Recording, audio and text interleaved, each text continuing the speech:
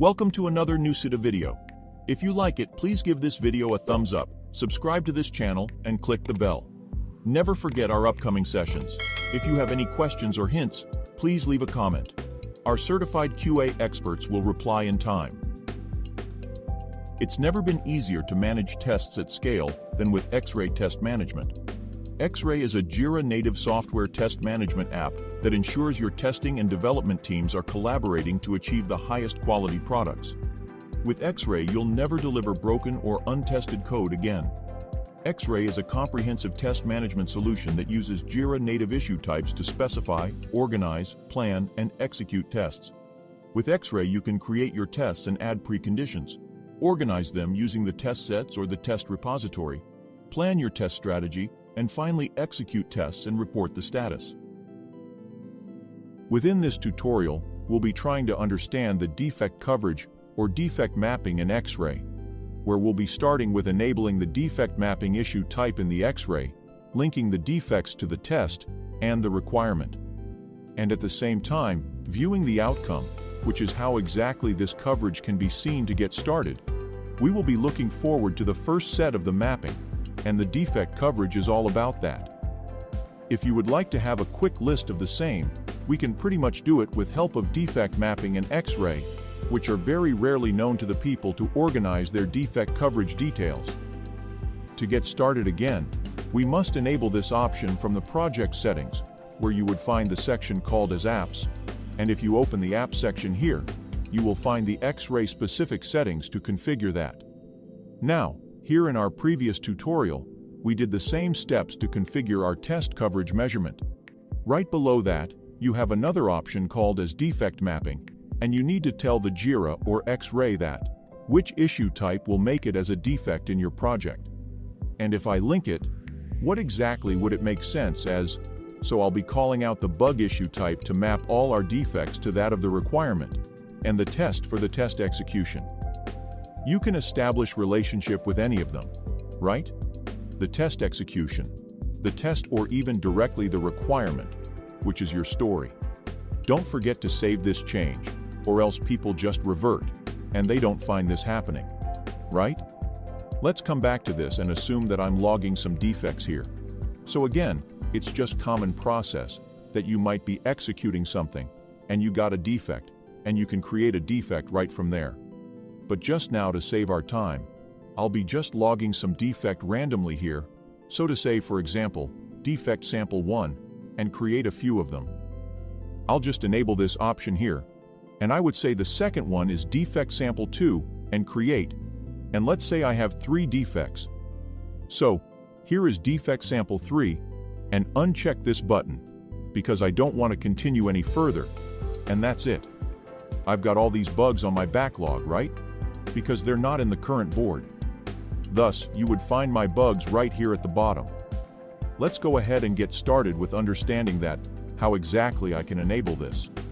So, I'll just go ahead and look on the Kanban board, where I have few tests here.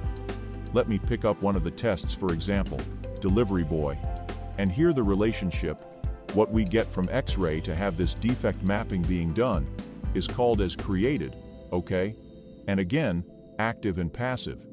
If you are in the test, you can say, creates this particular defect. Or if you're in the defect is created by that particular test. I'll just click on the link issue again here, and I would say the relationship is created, or created by. Created by is basically for the defect, right? So we are in the test now. Therefore, the test has created a defect. And let me just call it out, defect sample 1, right? I'll just link it, and if required, you think there's any other thing which you would like to do, you can even add more defects here. For example, let me just link this particular item to another one. Assuming we got 2 defects here, so created another defect, and that is defect sample 2.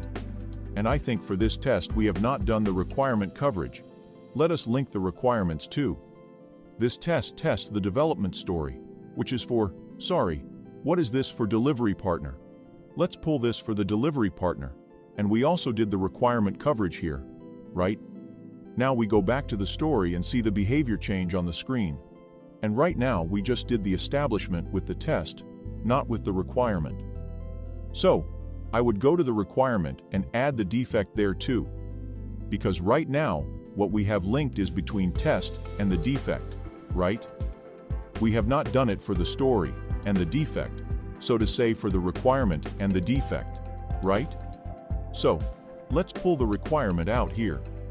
Now we should see the test coverage for the requirement, and we got the test here, right? It says one is passed, one is to do. Just like the last time, I'm adding the defect also, which is related to the requirement. So, it is tested by this particular defect. What is the defect? Okay, so say for example sample 1 and defect sample 2. There are two defects here. Oops, and click on link. Right. So this makes my job complete in terms of the defect mapping. And I'll just close this and refresh and see if there's any kind of transformation, which happens on my screen to have this relationship established. So, if I just come up on my screen this time, I should see the list of all that information. What we have, for example. These are tested by these two things, and it is also related to this, which is tested by these two defects. Thus, once those two defects are done, my requirement will be done as well, right? So, I would find this option right here, and you can pretty much do this along with that information too. Let's also go back to our defect and see if that defect shows me any specific information about the same. I'll just open a defect sample here and I'll come back here, and I would see that, hey, I got the same information here too. That means it has been established with the relationship that it is created by so-and-so test, and the test is also, this defect is also testing this particular story. I do understand people may have a slight confusion that, how come a defect is testing something? Because a defect is all about the requirement completion, so until this defect is closed, the requirement is not yet tested, right? That's the reason we use this relationship. But the major relationship here is created by, and this created by relationship will establish the coverage measurement of the defects. Here, it just happens straightforward with respect to the defect, and you can build up the same thing. So, you can do the association here, and this would come up as your linking, and you can pretty much see the defects being associated. And the relationship is what we use, called as created by a defect, MFP33, is created by this test and tests this particular story. So, this is how you do the defect mapping as a part of it, and it certainly allows you to do the significant mapping at any point of time. Test management shouldn't be a burden to your team. That's why over 4.5 million testers worldwide trust Xray to deliver the highest quality products faster than ever before. Break the silo between testing and development, and integrate them under the same tool set with Xray for Jira. If you like it, please give this video a thumbs up, subscribe to this channel, and click the bell. Never forget our upcoming sessions. If you have any questions or hints, please leave a comment. Our ISTQB, ITK, Xray, and TestRail certified QA experts will reply in time or even produce a separate video about your topic. Please also check out our other over 200 videos about software quality. Happy testing. See you next time.